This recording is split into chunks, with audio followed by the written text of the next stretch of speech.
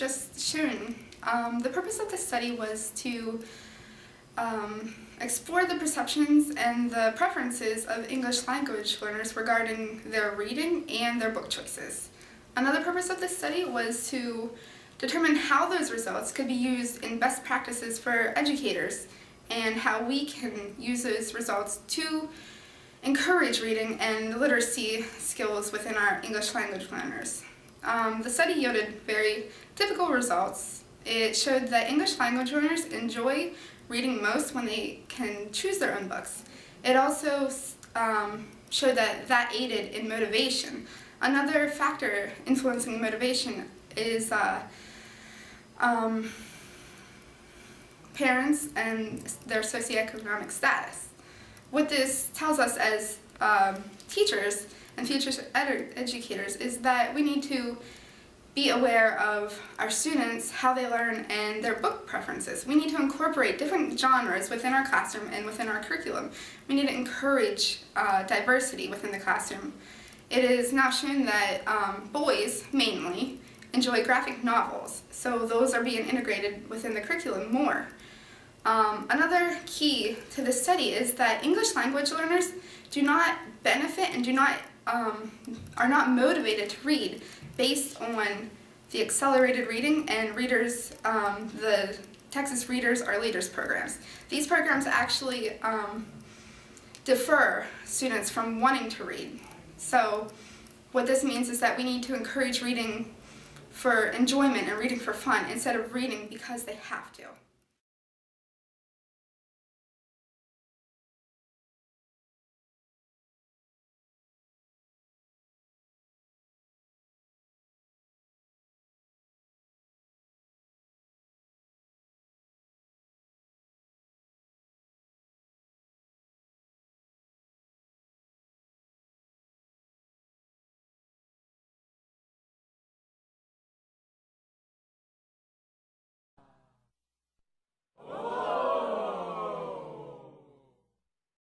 As future educators, we need to be confident in the tests we administer, especially the ones that relate to ELLs and their success in reading comprehension, such as the DIBELS and its subtests. The findings which you just saw are important to all educators, not just us, because they reveal that we can be confident in the tests we administer, and the test will yield reliable and significant results. DIBELS and its subtests are viable means of predicting the success and failure of at-risk and the low-risk students.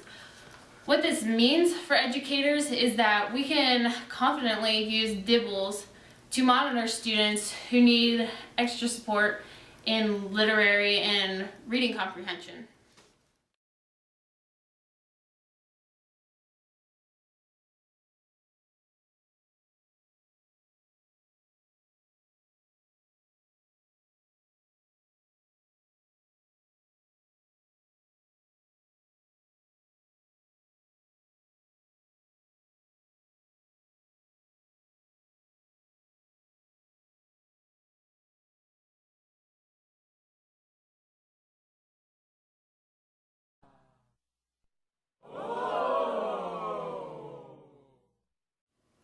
When researchers examined the relations between fluency and comprehension, they found huge gaps between the two.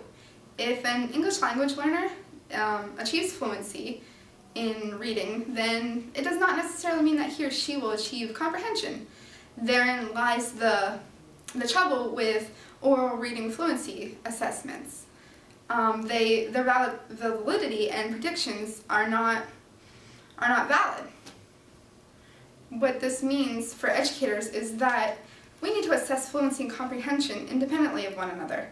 We need to look at our English language learners as individuals within the classroom and gauge their literacy based on classroom performance, based on what we see as educators in the classroom. It just goes to show that tests do not always yield valid results.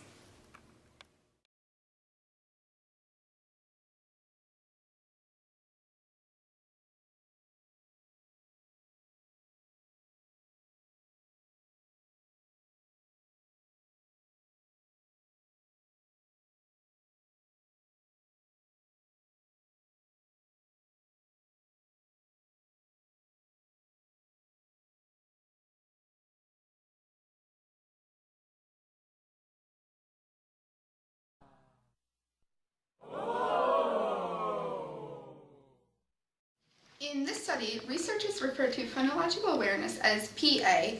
They referred to English language learners' first language as L1. In this case, it was Spanish. And they referred to English language learners' second language, which is English, as L2.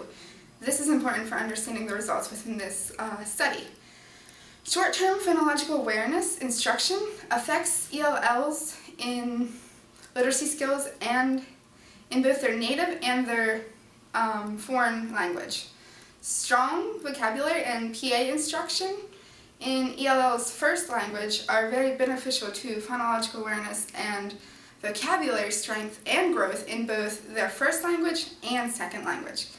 In addition, strong working memory in the first language, which is Spanish, is predictive of gains in the ELL's second language and first language.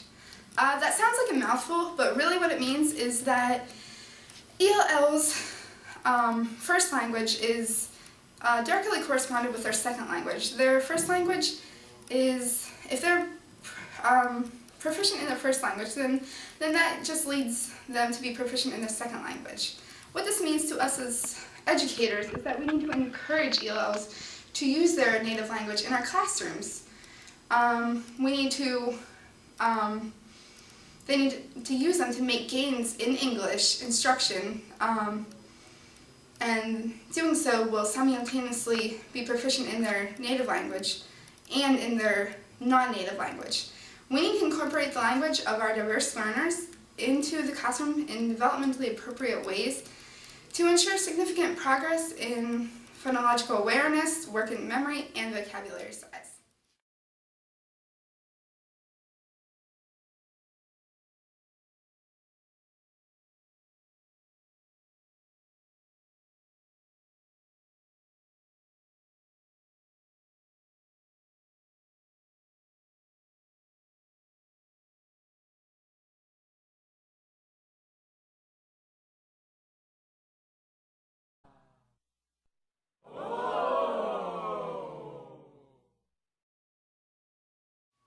Resiliency refers to the success of ELLs despite adverse conditions both in the classroom and outside of the classroom. It is no secret that many of the ELLs in school today face significant adversity. Students identified as resilient tended to perform better with literacy tasks, while their non-resilient counterparts were more likely to be off task. In addition, non-resilient students were found to perceive less competition in the classroom due to the difficulty of the schoolwork that was given to them. What this means to us as future educators is that we must create an environment where all students feel academically inclined. We must level the playing field in our classrooms so that non-resilient ELLs feel competent and able, while resilient and average students have opportunities to flourish and succeed.